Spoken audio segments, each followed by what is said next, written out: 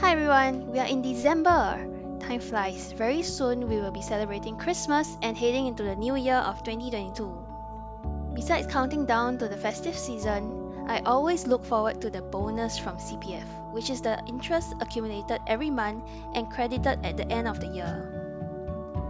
If you have already maxed out your SA and MA to the prevailing FRS and BHS, congrats! Because your money in CPF has been working hard for you while you were busy with life, even while you're sleeping. Warren Buffett famously said, if you don't find a way to make money while you sleep, you'll work until you die. Just doing a simple calculation based on the prevailing FRS of 186k and BHS of 63k in SA and MA respectively, at 4% interest rates, the interest for the year will be at least 10k. This is a conservative estimate as it excludes the additional 1% interest on the first 60k, interest earned from OA, and your mandatory or voluntary contributions, etc. With just 2 weeks left in 2021, let's look at what you can do before 2022 starts, and also what I will be doing on 1st Jan 2022. If you have been considering to top up your CPF but have not done so this year, you should do it before the year ends so that you can capture the tax relief for the current year. CPF also recently announced some changes that will impact how tax relief are being calculated for top-ups to SA and MA from 1st Jan 2022. Watch the video on the top right-hand corner if you'd like to find out more.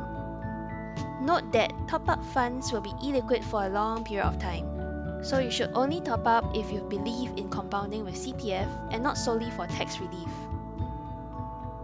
If you or your parents and loved ones are above 55 and have not yet met the basic retirement sum BRS in RA, you may consider topping up their RA as CPF will match dollar for dollar top-ups up to $600 per year for 5 years starting from 2021.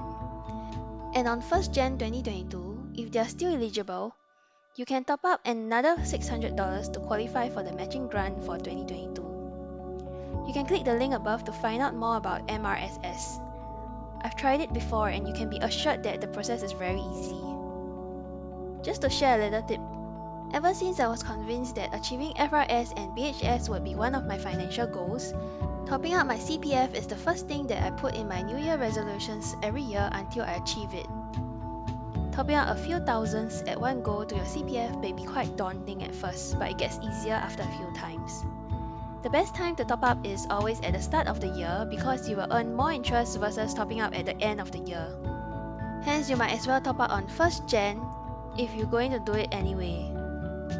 This method works for me because it keeps me on track every year and it feels good that I can strike off one goal on my New Year resolutions right at the start of the year. As I've already hit the prevailing FRS, I will not be able to top up my SA in 2022.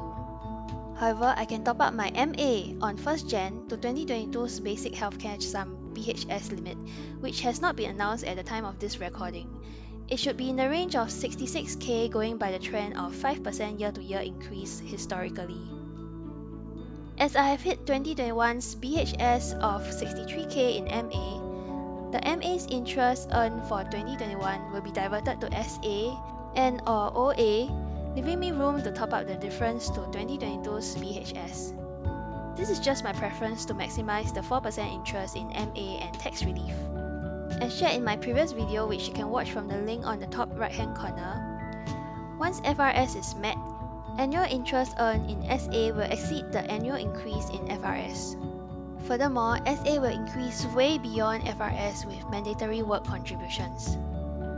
FRS is like a moving target which increases every year, but once you reach it, the 4% interest rate in SA will exceed the yearly escalation even if you are not working and contributing to CPF.